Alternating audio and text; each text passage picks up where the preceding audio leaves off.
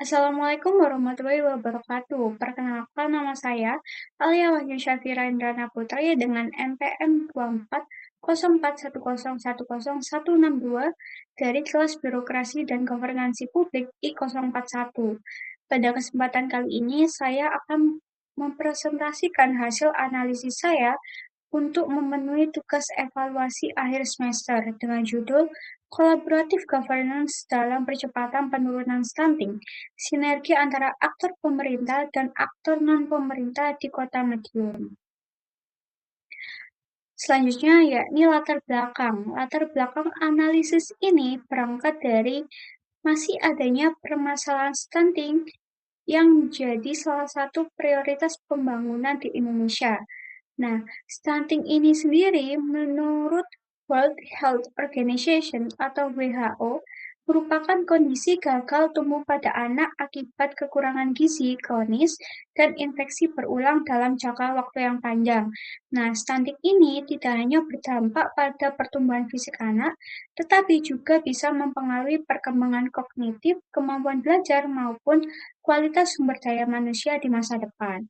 Nah, meskipun prevalensi stunting di Indonesia tahun 2025 menunjukkan penurunan menjadi 19,8%, tetapi pemerintah tetap menetapkannya sebagai program prioritas strategis karena angka tersebut belum memenuhi target nasional yang ditetapkan. Nah, stunting ini dipengaruhi oleh banyak faktor, mulai dari gizi, pola asuh keluarga, pendidikan, lingkungan, maupun kondisi sosial ekonomi. Oleh karena itu, dalam penanganan stunting tidak bisa dilakukan oleh satu pihak saja, sehingga memerlukan kolaborasi dari berbagai aktor. Oleh karena itu, pemerintah akhirnya menerapkan pendekatan kolaboratif melalui Peraturan Presiden Nomor 72 Tahun 2021 tentang percepatan penurunan stunting. Di analisis ini, saya memilih Kota Madiun sebagai lokasi analisis karena kota tersebut berhasil menjadi daerah terbaik nasional dalam penanganan stunting tahun 2025. Tetapi di sana juga masih terdapat sekitar 393 balita yang mengalami stunting. Nah, berdasarkan kondisi tersebut, saya ingin menganalisis lebih dalam penerapan kolaboratif governance dalam percepatan penurunan stunting di Kota Madiun. Selanjutnya, untuk menganalisis ini, saya menggunakan kajian teori dengan pendekatan kolaboratif governance dari Ansel and Guest 2008. Collaborative governance merupakan suatu proses tata kelola yang melibatkan lembaga pemerintah dan aktor non-pemerintah dalam pengambilan keputusan secara bersama, melalui forum yang bersifat formal, berorientasi pada musyawarah, dan bertujuan mencapai kesepakatan untuk menyelesaikan permasalahan publik. Nah, keberhasilan kolaboratif governance dipengaruhi oleh 4 komponen utama. Yang pertama, starting condition, yakni kondisi awal yang mendorong terbentuknya kolaborasi. Yang kedua, institutional design, yaitu aturan, mekanisme, dan struktur yang mengatur jalannya kolaborasi. Dan yang ketiga, facilitative leadership. Yang keempat, yakni kolaboratif proses. Nah, sebelum masuk ke analisis, saya akan menjelaskan terlebih dahulu kondisi stunting di Kota Madiun.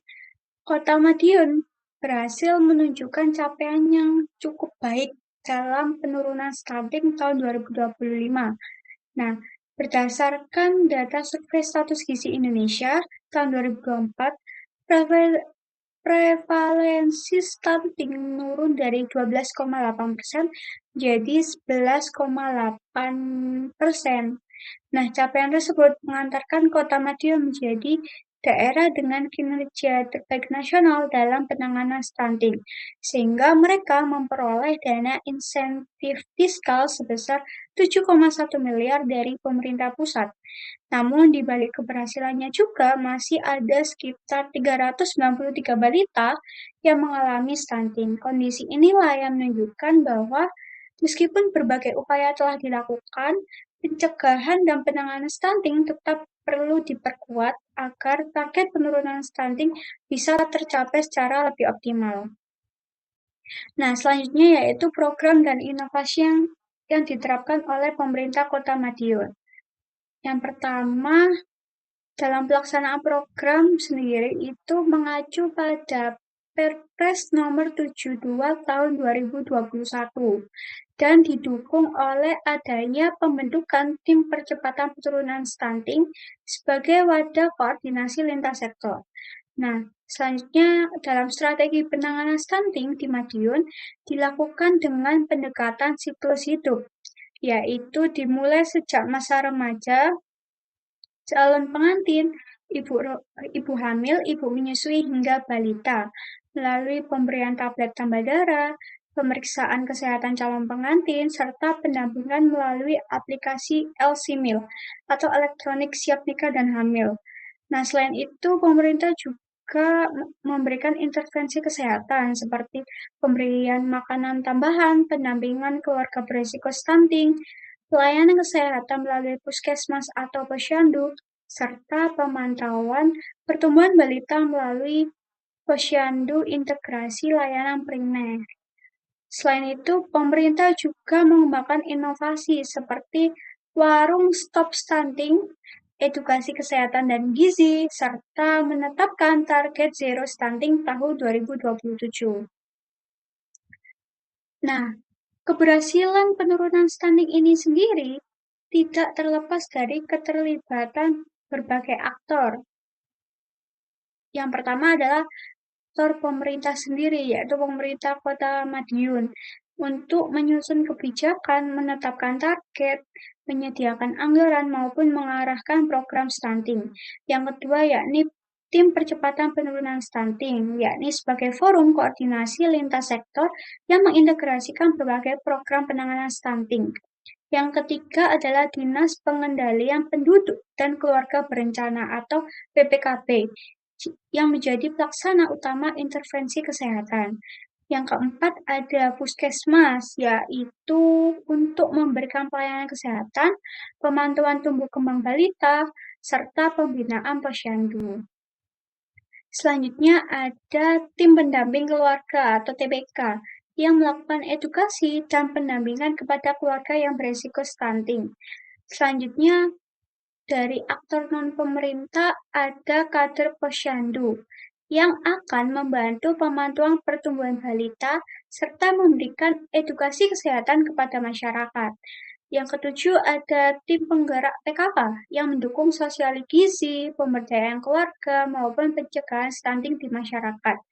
Dan yang paling penting ada masyarakat atau keluarga sasaran, yakni sebagai penerima manfaat sekaligus pelaksana perubahan perilaku dalam pencegahan stunting.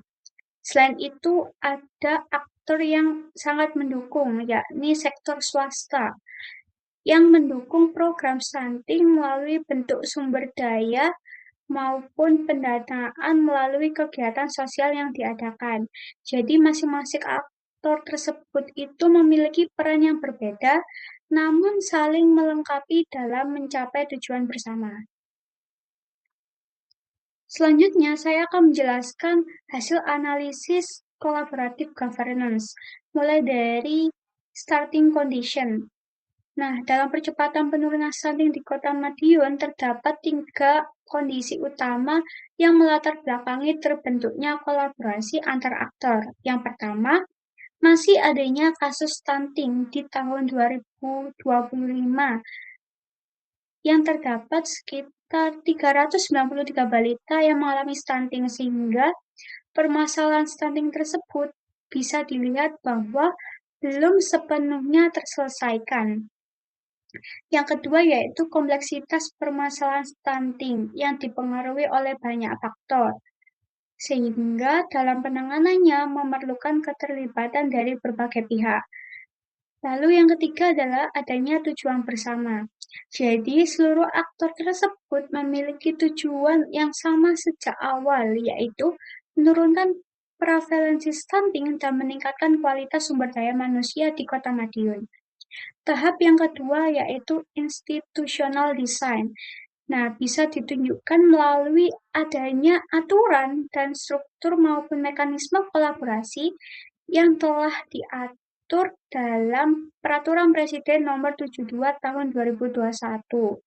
Selain itu, didukung juga oleh pembentukan Tim Percepatan Penurunan Stunting sebagai wadah koordinasi lintas sektor.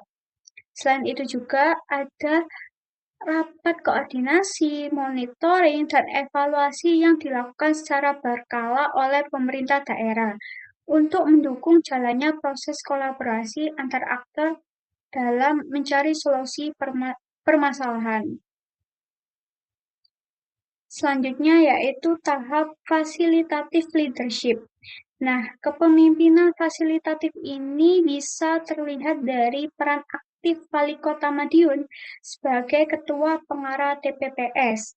Jadi, wali kota tersebut tidak hanya berperan sebagai pengambil kebijakan saja, tetapi juga sebagai fasilitator yang mengarahkan, mengkoordinasikan, dan mendorong keterlibatan berbagai aktor melalui pelaksanaan rapat koordinasi, penetapan target zero stunting 2027, serta penguatan pendampingan keluarga dan layanan kesehatan.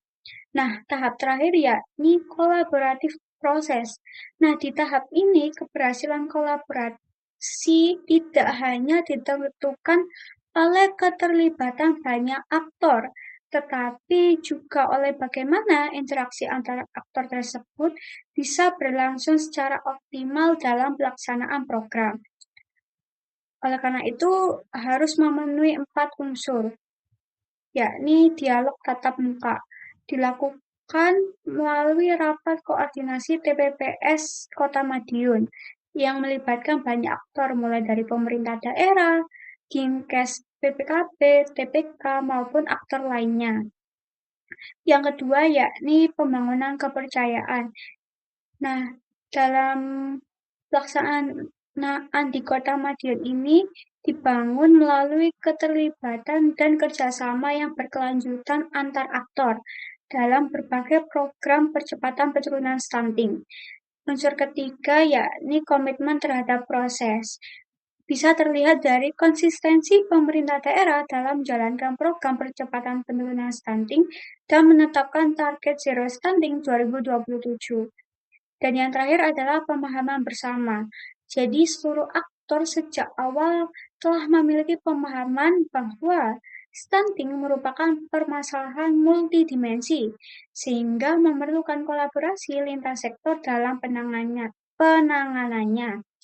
Nah, dari hasil kolaborasi tersebut menghasilkan outcomes, yakni ditunjukkan melalui menurunnya prevalensi stunting dari keberhasilan Kota Madiun menjadi daerah dengan kinerja terbaik nasional dalam penanganan stunting tahun 2025.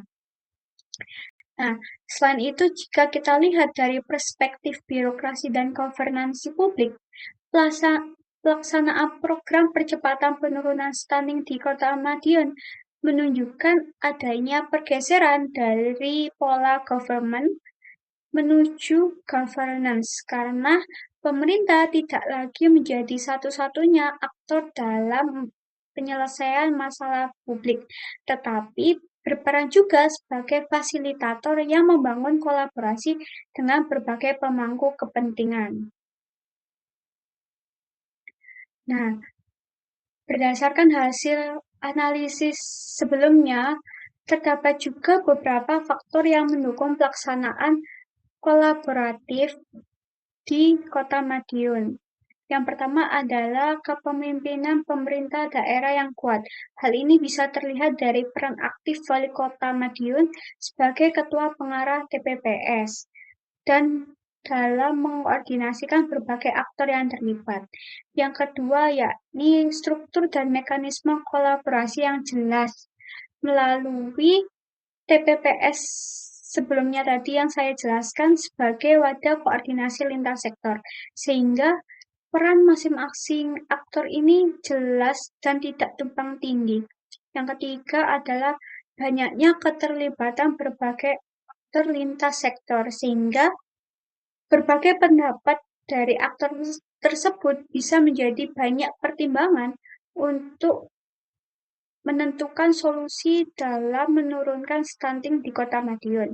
Namun di balik faktor pendukung juga ada faktor penghambat. Yang pertama adalah tantangan menjaga konsistensi kolaborasi antar aktor. Karena kolaborasi ini tuh melibatkan banyak pihak, jadi harus setiap aktornya memiliki komitmen dan tanggung jawab yang kuat sejak awal. Yang kedua yakni ketergantungan pada perilaku masyarakat. Dan yang ketiga adalah keterlibatan aktor non-pemerintah seperti akademisi yang masih belum optimal.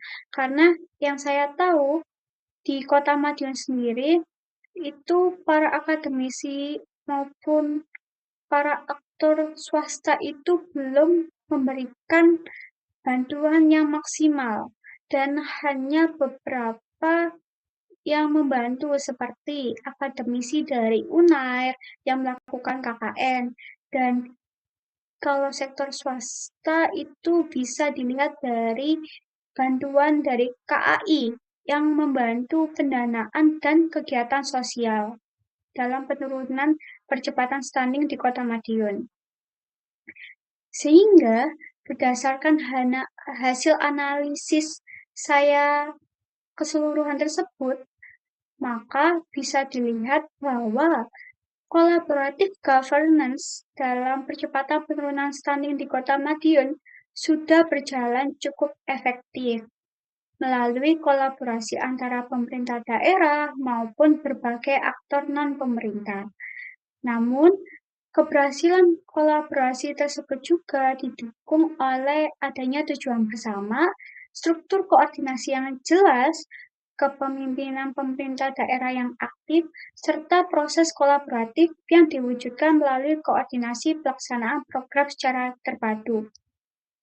Hal ini sangat berkontribusi terhadap penurunan prevalensi stunting dan keberhasilan Kota Madiun menjadi daerah dengan kinerja terbaik nasional dalam penanganan stunting tahun 2025.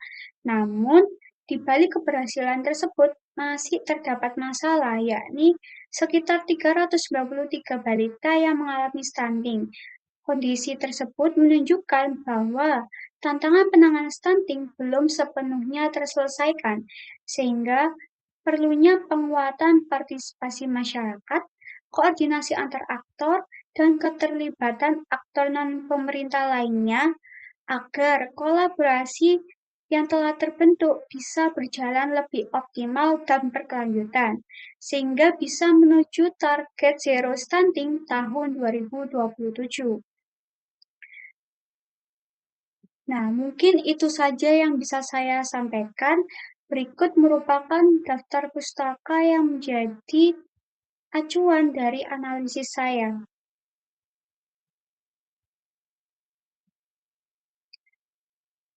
Mungkin itu saja yang bisa saya sampaikan. Mohon maaf apabila ada kesalahan kata maupun hasil analisis yang kurang maksimal. Terima kasih. Wassalamualaikum warahmatullahi wabarakatuh.